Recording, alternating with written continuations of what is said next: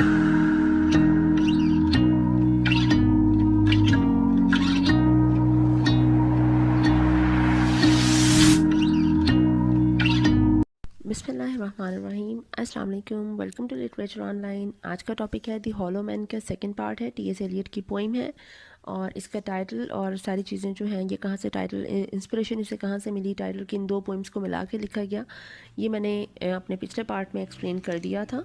ठीक है, मैं रेफरेंसेस जो इसने यूज़ की हैं मैं वो भी आपको साथ के साथ बताती जा रही हूँ। ठीक है, तो अब हम सेकेंड पार्ट जो है वो शुरू करते हैं, जो कि थर्ड सेक्शन से स्टार्ट होता है इस पोइम के, दी हॉलो मैन के। एलियट कहता है this is the dead land. वो अब ये जो हमारी जो वर्ल्ड है जिसमें हम रह रहे हैं इसको वो कहता है कि ये डेड लैंड बन चुकी है, मतलब अब यहाँ पे बिल्कुल स्टेराइल हो चुकी है, कुछ भी ग्रोथ नहीं हो सकती, कुछ भी प्रोडक्टिव नहीं हो सकता। ठीक है, मतलब जो रिप्रोडक्शन का प्रोसेस है वो यहाँ पे ख़त्म हो चुका है। ठीक है, ये डेड लैंड है, ख़त्म हो चुकी, बैरन हो चुकी है, स्पिरिचुअली बैरन है, बेसिकली स्पिरिचुअली रूहानी तौर पे बैरन हो चुकी है कि आपका मज़हब से रिश्ता ख़त्म हो गया है। This is a cactus land. Cactus वो पौधा होता है जो सहरा में ग्रो करता है। ठीक है, बिना पानी के गर्मी में सहरा में ग्रो कर रहा होता है वो पौधा। तो ये एक किस्म की अनप्रोडक्टिविटी को रिप्रेजेंट कर रहा है, सिंबलाइज कर रहा है अनप्रोडक्टिविटी को, डेजर्ट को, सहरा को, धूप को, गर्मी को, तपिश को। ठीक है, उस चीज़ को। तो ये बेसिकली जो बात कह रहा है वो कह रहा है कि there is no spiritual guidance for us now because we are lacking the spiritual faith on Christ.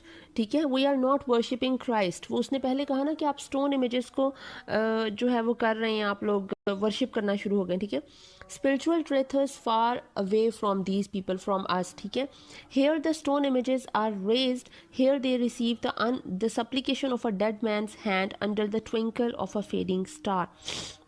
वो कह रहा है यहाँ पे लोग जो हैं वो स्टोन इमेजेस को रेज कर रहे हैं, मतलब उनकी पूजा कर रहे हैं, उनके पीछे पीछे चल रहे हैं। स्टोन इमेजेस कौन सी हैं? Worldly things.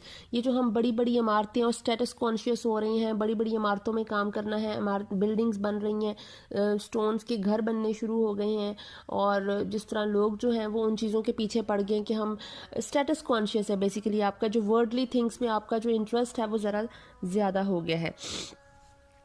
Here they received the supplication of a dead man's hand under the twinkle of a fading star। मतलब जो हमारा जो spiritual truth है, it is far away from us like fading star।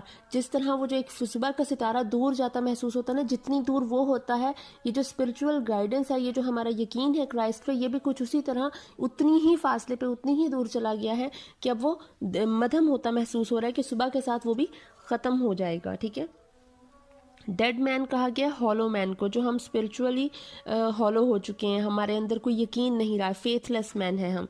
ठीक है, उनको कहा गया ये dead man. It is like this in deaths, is it like this in deaths other kingdom. अब वो सवाल करता है कि ये जो डेथ की अदर किंगडम है, लाइक लाइफ जो आफ्टर डेथ होनी है, after the day of judgement होनी है, क्या वो भी ऐसी ही होनी है? क्या जो हम अब लाइफ गुजार रहे हैं, जब हमने मर जाना है, तो जब हमने जिंदा होकर उठना है, तो क्या ये सेम लाइफ हम दोबारा से गुजारेंगे और जिएंगे? Waking alone at the hour when we are trembling with tenderness. वो कह रहा है जब हम उठते हैं तो सुबह को हम जैसे हम अकेले उठते हैं, तन्हा उठते हैं, कि जब हम कब्र में जाएंगे, ऑब्वियसली अभी भी ये उसने बात की, ये तंज किया है आजकल के माशरे को कि हम लोग आइसोलेट ज़्यादा हो गए हैं। ठीक है, वेकिंग अलोन का मतलब है आइसोलेशन ज़्यादा होगी, डेसोलेट हो गए हैं, डिस्पेयर ज़्यादा हो गए। ठीक है, कि हर बंदा जो है वो सोसाइटीज़ तो बन रही हैं, हर बंदा शहर में मूव तो हो रहा है गांव से आके। ठीक है, वो एक आप जो अपनी कंट्री लाइफ को छोड़ के आप सिटी लाइफ में आ तो रहे हो, लेकिन आप क्या हो रहे हो? आप आइसोलेट होते जा रहे हो। जितना आपको काम मिल रहा है, हर बंदा अपनी ही लाइफ में मगन है, किसी को किसी की परवाह ही नहीं है। वो जो एक कंसर्न और केयर है वो ख़त्म होती जा रही है। Everyone is isolated. ठीक है, अकेले ही उठना है, अकेले ही मर जाना है, वो उसने वो बात की है। At the hour when we are trembling with tenderness, lips that would kiss from prayers to broken stone. कि जब हम उठते हैं तो हम उस घड़ी में अकेले ही उठते हैं, और जब हम कांप रहे होते हैं, लाइक हमें किसी पे प्यार आता है तो हम उसको जब प्यार करते हैं, किस करते हैं, तो हमें वो जो एक टेंडरनेस से, मतलब बिल्कुल सॉफ्टली जब हम किस करते हैं, तो जिस तरह हम ट्रेम्बल कर रहे होते हैं, हमारी बॉडी शिवर कर रही होती है उस मोहब्बत से। ठीक है, क्या यही सारा कुछ जो है वो आगे होगा? अब उसने वो जो एक वेस्टलैंड में वो बात करता है कि सेक्सुअली आप लोग जो है वो बहुत ज़्यादा इन्वॉल्व हो गए, जिसकी वजह से सोसाइटी में बहुत ज़्यादा डिक्लाइन आया। ठीक है।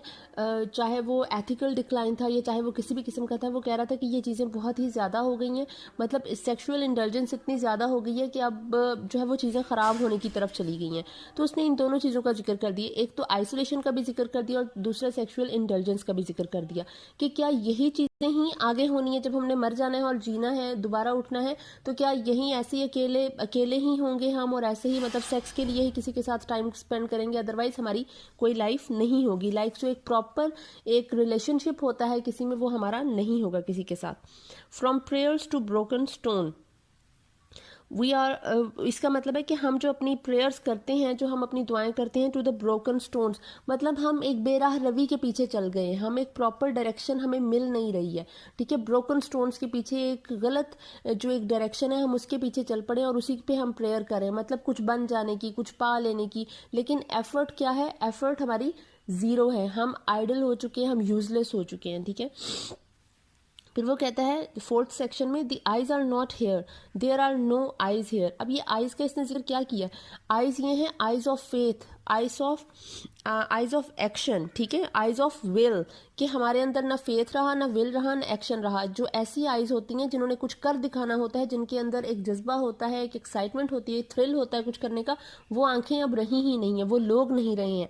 There are no eyes here, यहाँ पे वो आंखें नहीं है, कौन सी, जिसमें होप ऑफ लाइट होता है, होप ऑफ ग्रेस होती है, वो नहीं है। ना हमारे अंदर होप रही है और ना ही हमारे अंदर कोई इनलाइटनमेंट रही है फेथ की या फिर रिलीजियस इनलाइटनमेंट रही है। ठीक है, in this valley of dying stars, वो कह रहा है ये जो वैली है ना, डाइंग स्टार का मतलब है एक ऐसी वादी, एक ऐसी दुनिया जिसमें सिर्फ डिस्पेयर और डिजेक्शन रह गई है, होपलेसनेस रह गई है, पेसिमिज्म रह गया। ठीक है, मायूसी ही मायूसी है।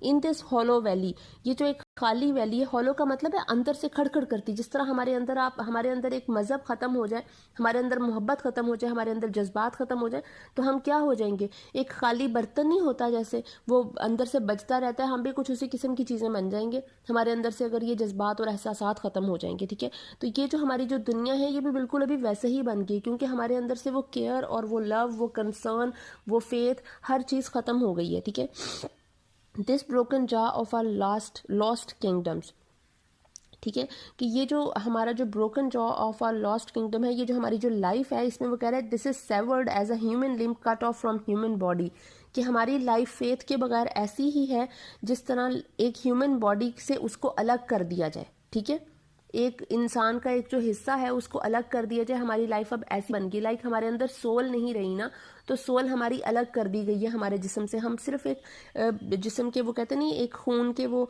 रह गए हैं, लाइक पीसेस ऑफ फ्लैश हैं हम, हमारे अंदर सोल बाकी नहीं बची है। ठीक है, लॉस्ट किंगडम बन गई है वो हमारे लिए।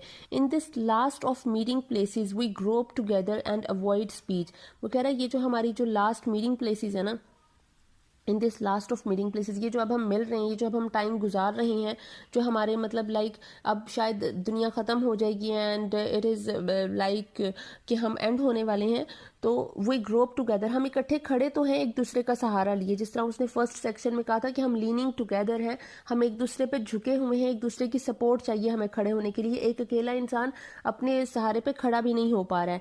बट वी अवॉइड स्पीच, लेकिन हम एक दूसरे का सहारा लेके इतनी करीब खड़े हैं, हमें एक दूसरे के सहारे की ज़रूरत है, लेकिन हम एक दूसरे से बात नहीं कर रहे हैं। वी अवॉइड स्पीच, हम बात ही नहीं कर रहे हैं एक दूसरे से, हमारे अंदर चल क्या रहा है, हम क्या बात करना चाहते हैं, क्या सोच रहे हैं, किस बारे में सोच रहे हैं, एक किसी चीज़ पे क्रिटिसिज्म करना चाहते होंगे या किसी चीज़ को सपोर्ट करना चाहते होंगे या कुछ महसूस करते होंगे, हम वो किसी से शेयर नहीं करते अपनी बातें।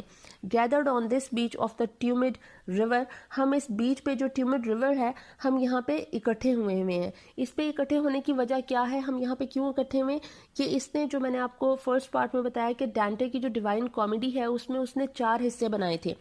अब आपने लाइफ आफ्टर डेथ जो होनी है उसमें 4 किस्म के लोगों ने 4 मुख्तलिफ हिस्सों में जाना है। बुरे लोगों ने जहन्नुम में चले जाना है, हेल में जाना है। जो गुड पीपल होंगे they will go to heaven, and the people with good and bad qualities together will go to the place named purgatory, जहाँ पे वो प्योरीफाई होंगे, and then they will go to heaven. And the fourth type of people जो useless people होंगे, जो कि बिल्कुल actionless people होंगे, they will go to the place limbo, that is a like man's land, ठीक है, जहाँ पे वहाँ चले जाएंगे। अब ये लिम्बो में जाने के लिए वहाँ पे वेट कर रहे हैं उस रिवर के पास, and they are waiting for Charon. Charon कौन है? शेरोन मैंने आपको फर्स्ट पार्ट में बताया कि वो एक फेरी मैन है जो एक बोट लेकर आएगा इस रिवर में, ठीक है, फेरी कहते हैं बोट को, ठीक है, वो उसे लेकर आएगा, उसमें इन लोगों को बिठाएगा और इनको, मतलब जो आप कह रहे हैं कि जैसे हजरत इजराइल जो है वो रूह कब्ज करके ले जाते हैं, इसी तरह इसने, ये डांटे ने शेरोन कहा था कि शेरोन एक बोट में आएगा और वो लेकर जाएगा इन लोगों को यहाँ से जहाँ पे भी उन्होंने जाना होगा, ठीक है। और ऑब्वियसली ये लोग यूजलेस पीपल, एक्शनलेस पीपल हैं, फेथलेस पीपल हैं, तो ये कहाँ जाएंगे? ये ऑब्वियसली लिम्बो में जाएंगे क्योंकि इनकी जगह वहीं बनती है, मैंस लैंड में, ठीक है। Slightly unless sightless unless the eyes reappear. Sightless का है कि मतलब हम देख नहीं सकते, हम फेथलेस है ना, तो हमें क्या पता, हमारा विजन खत्म हो चुका है, ठीक है।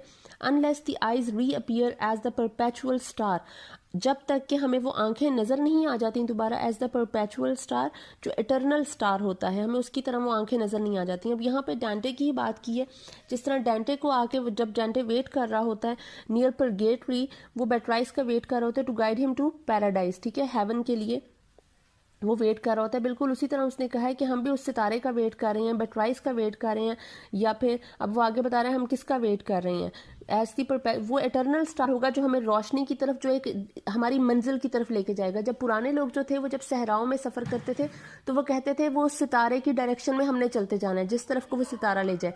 वो रात को जब सफर करते तो वो उस डायरेक्शन में, वो एटर्नल स्टार की जो डायरेक्शन होती थी वो उसी में चलते जाते थे अपनी डेस्टिनेशन पे पहुंचने के लिए।